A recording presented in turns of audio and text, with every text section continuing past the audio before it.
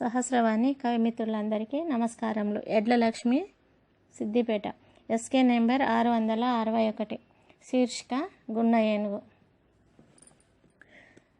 పాట సంఖ్య 68. బాలగేయం. స్వీయ రచన.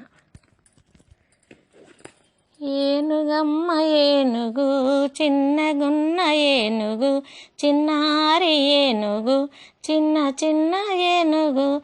ఏనుగమ్మ ఏనుగు, చిన్నగున్న ఏనుగు, చాటంత చెవులు, తెల్లనైన కూరలు, మూరెడంత తోకతో ముద్దులొలికే ఏనుగు.